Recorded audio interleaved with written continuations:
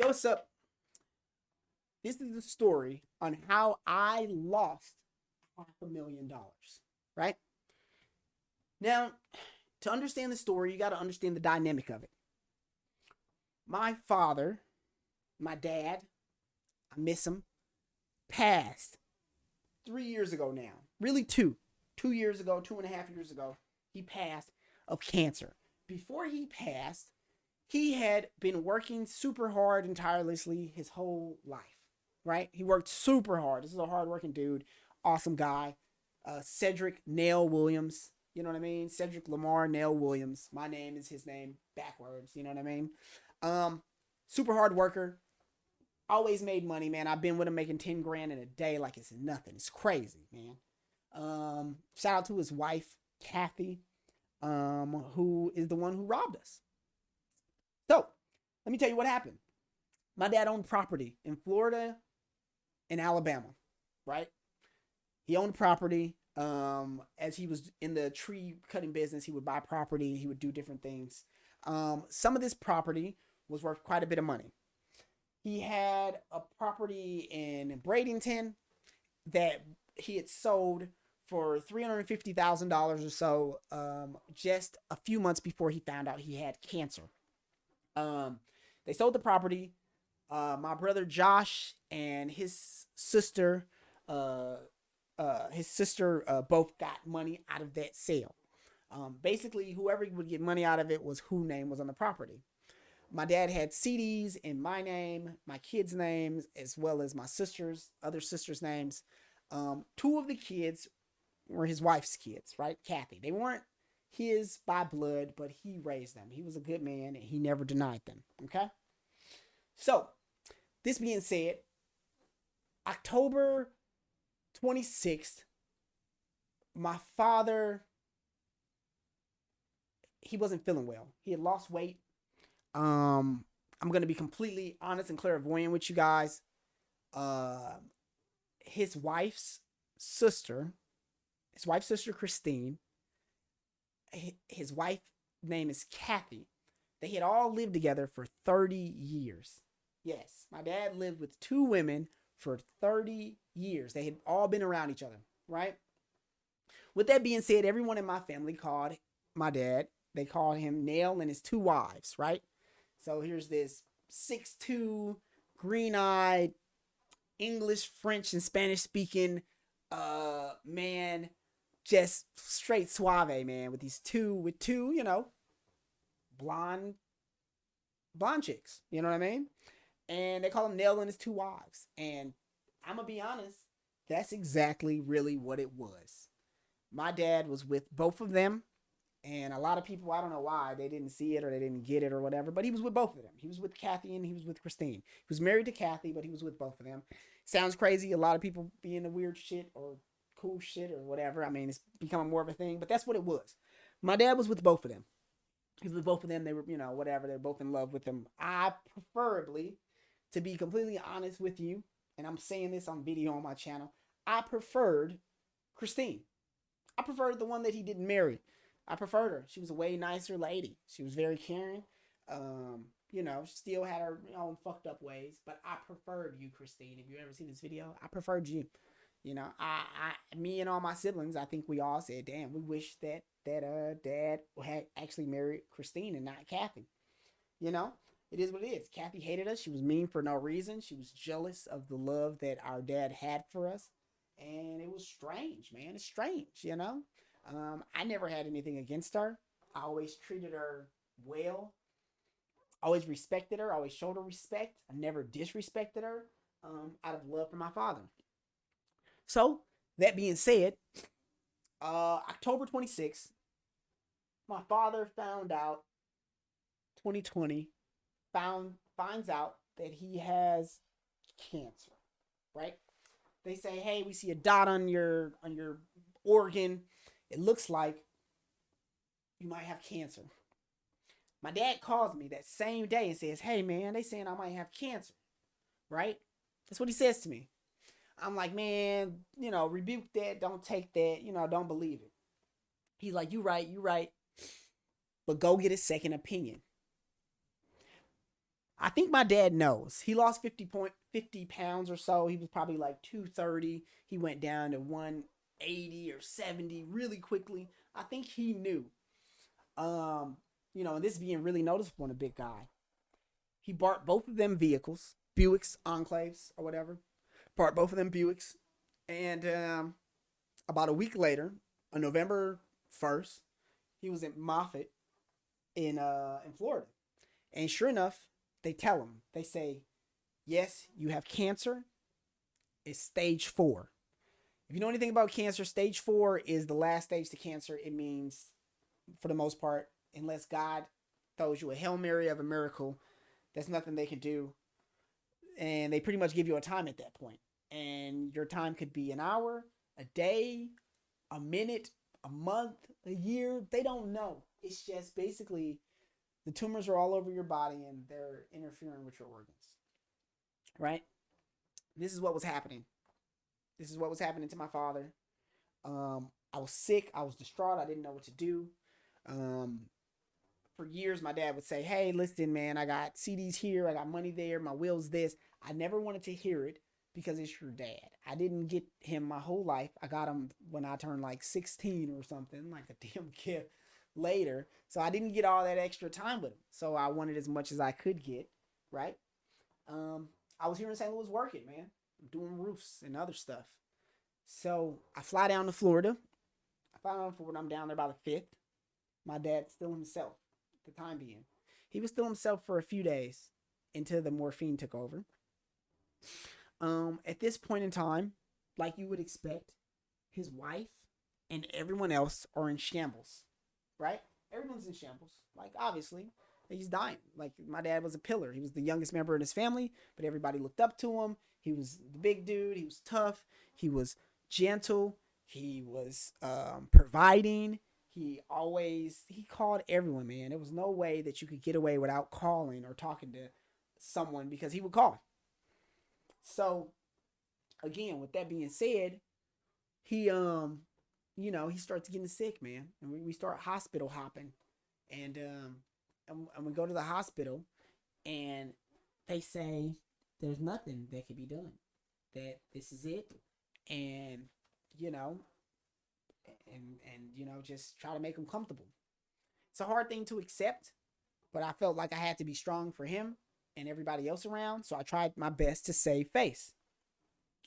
With that being said, with that being said, it's not something that you want to think about, money and all that type of stuff while someone's passing, but it's something that you have to have in order because people show their true face at the darkest times. You know what I mean? Like when shit gets rough, that's when shit gets real. And that's exactly what happened. Um, my dad's dying. They had money in the bank, thousands and thousands of dollars from the other property selling. Um, Kathy started using drugs.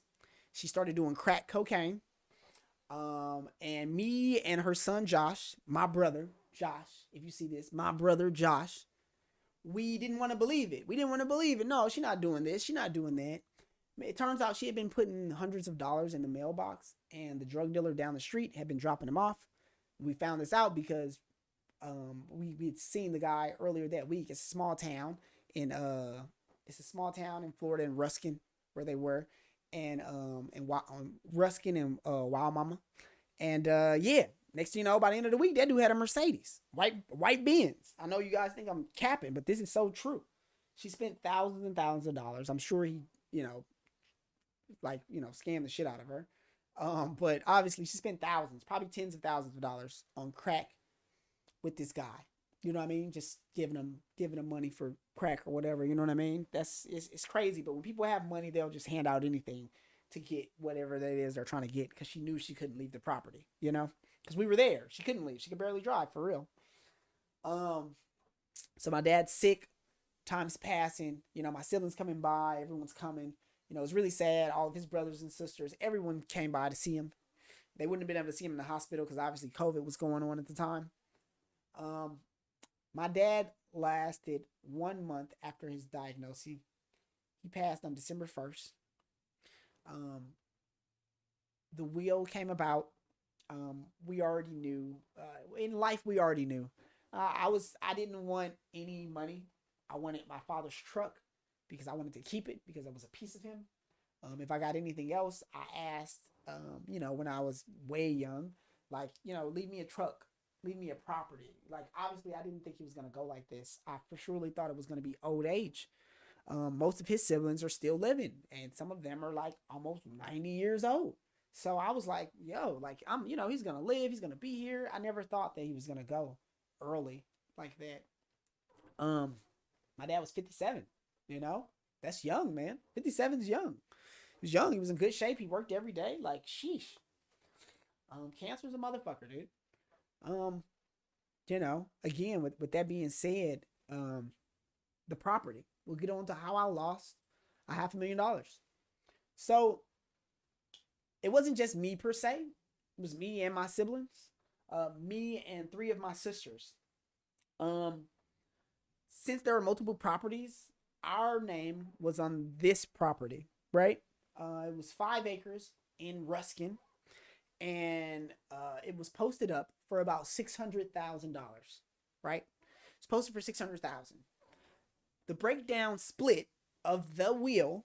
If anyone ever want to see it, if it's a lawyer who pop up in here or anything like that later, and you want to see it, email me in the back end of my channel. I'll be happy to send you a copy of that. I'm not going to put the legal document on here because, you know what I mean? I don't really know if I could or if I can. I mean, I can, but anyways, so the split of it was 22% a piece, right? That was the breakdown. 22%. 22, 22.5 or something like that. So it was 22% to each three of my sisters, right? Which would be like 66. So 22, yeah, 22% to each to three of my sisters, 22% to his wife, right? 22, well, actually not to his wife.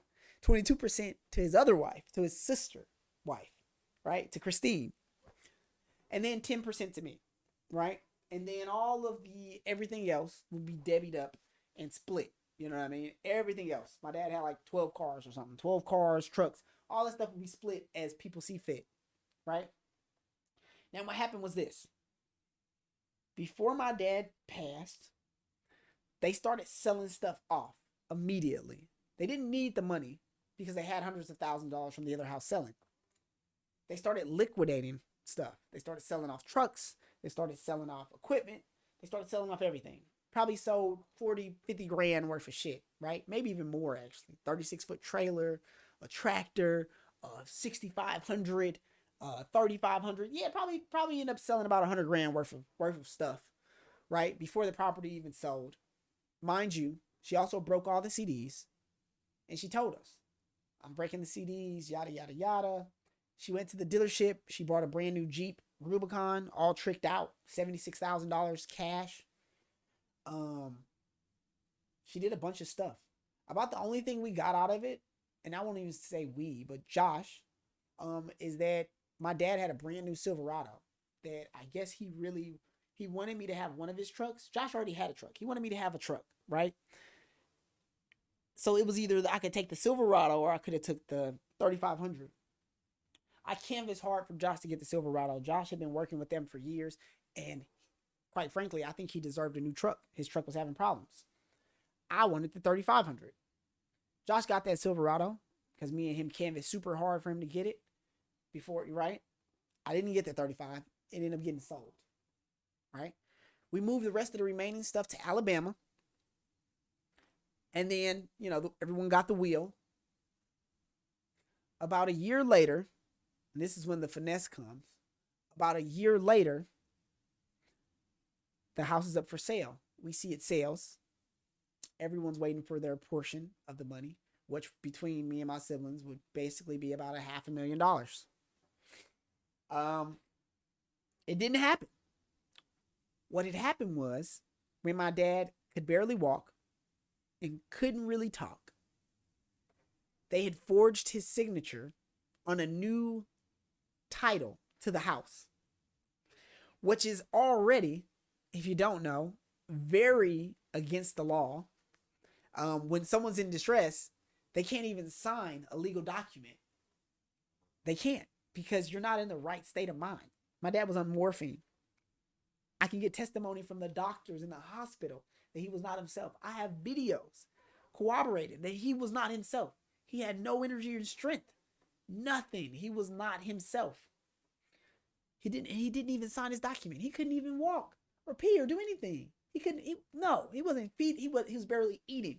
So you're telling me the day before he died, he signed his house over to his wife for $16, and that he would do that so that his kids that he loved would get nothing? That doesn't make sense to me. It makes no sense, and it didn't happen. He didn't even really write in cursive, and the signature was in cursive. More stuff that I would love to show on here, but I don't know if I can necessarily. But yeah, sorry, I'm kind of sick. But that being said, it was a big finesse, man. It was a big finesse. We contacted the title company. The title company apologized and said they had no idea. She basically waited to the last minute and switched the title. She switched the title out, and that's what happened. So when she did get paid out, she got paid out in full on the property, and gave everyone, well, all of us, nothing. Now, as far as Josh goes, as far as Kristen goes, as far as Christine goes, I'm sure Kathy divvied up the funds with everyone else. And it's easy come, easy go, I guess. I guess after my dad passed, we were all no longer family. That was it. 30 years of everything was gone. So, yeah, man. If you ain't got your shit in order, get your shit in order. You know what I mean? Make sure everyone knows what you want to do if something happens to you. Don't leave it up to fate. Don't leave it up to your partner, because for some reason when people see dollar signs, they change up. And don't let that happen to your family. Don't let that happen, man. It's crazy stuff, man. That's how we lost $500,000 to a fucking crackhead lady. So, Kathy or Christine, if you guys watching this video, actually had a lot of love and respect for you guys at one point in time. But at the end of the day, man, like, that shit is sick.